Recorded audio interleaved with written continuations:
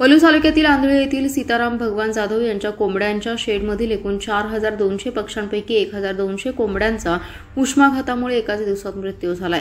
त्यामुळे शेतकऱ्याचं लाखो रुपयांचं नुकसान झालंय। बुधवारी भर दुपारी अचानकपणे लोड शेडिंग झाल्याने उष्णतेचं प्रमाण वाढलं आणि अचानकपणे एवढ्या मोठ्या प्रमाणावर कोंबड्या मृत्युमुखी पडल्याने परिसरातील सर्व बॉयलर कंपनी कोंबडी शेड धारकांचे धाबे दणाणलेत। कोंबड्यांचे संगोपन करण्यासाठी मोठ्या प्रमाणावर कसरत करावी लागणार असल्याचं यावेळी अनेक शेतकऱ्यांनी बोलून दाखवले। शेतकरी शेतीला पर्याय म्हणून जोड व्यवसाय म्हणून पशु आणि कुक्कुट पालन करतात। अवेळी पडणारा पाऊस, वातावरण बदल यामुळे व्यवसाय अडचणीत आलाय। दुसरीकडे तासगाव तालुक्यातील उपळावी येथील शेतकरी विठ्ठल शंकर शिंदे यांच्या पोल्ट्रीतील 250 कोंबड्या उन्हाच्या तडाख्यामुळे अस्वस्थ होऊन मृत्यू झाल्या। त्यामुळे त्यांचं सुमारे लाख रुपयांचं नुकसान झाले। शेतकरी विठ्ठल शिंदे यांनी शेतीला जोडधंदा म्हणून बँकेचं कर्ज काढून कुक्कुटपालन व्यवसाय सुरू केला। मतकुंकी कुमठे रोडवर उपळावी येथे सुमारे 7,000 पक्ष्यांचं शेड त्यांनी उभा केले। गेल्या महिनाभरापासून उन्हाच्या तीव्रतेमुळे 150 वर पक्षी मरून गेले, तर उर्वरित त्यातील 250हून अधिक कोंबड्या उन्हाच्या तडाख्यामुळे अस्वस्थ होऊन मृत्यू झाल्या।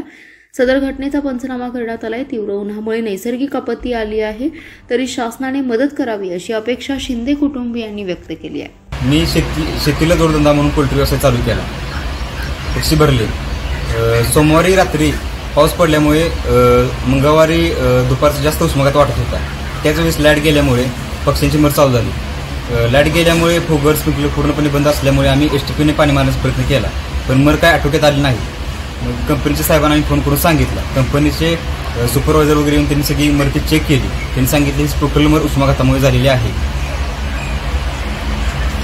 यामध्ये किती पक्षी यामध्ये 4,200 पक्षी पोल्ट्रीत आपल्याला मिळाले। त्यातील 1,200 पक्षी एका दिवशी एकत्र मेले सगळे। अजूनही मर सुरू आहे का? हो, अजूनही मर सुरू आहे। त्या दिवशी 4.5 ते 5 लाख रुपये नुकसान आहे। म्हणजे आपण हे कॉन्ट्रॅक्ट फार्मिंग आहे, आपल्याला यातून 1 लाख रुपये मिळाले असते, पण आता हे पूर्णपणे आपलं निगेटिव्ह प्रॉफिट झाला आहे। आपल्याला 0 रुपये बिल मिळणार आता।